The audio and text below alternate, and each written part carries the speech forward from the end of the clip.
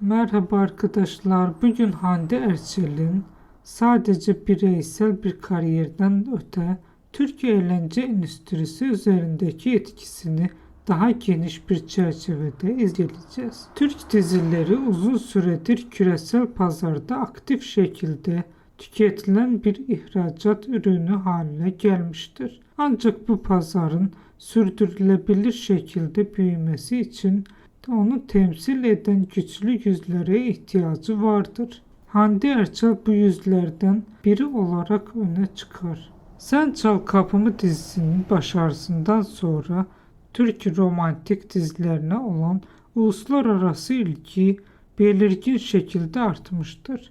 Bu artış yalnızca senaryo kalitesi veya yapım gücüyle değil, aynı zamanda izleyiciyle güçlü duygusal bağ kurabilen oyuncularla da ilişkilidir.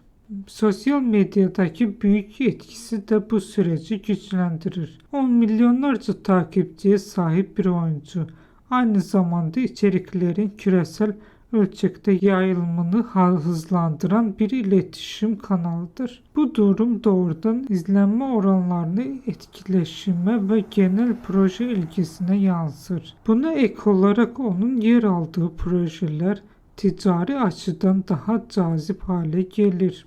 Bu da yapımcıların risk alırken daha rahat hareket etmesini sağlar ve yatırım kararlarını etkiler. Sonuç olarak Hande Erçel yalnızca sektörün bir parçası değil, aynı zamanda sektörün yönünü dolaylı olarak etkileyen bir faktör haline gelmiştir.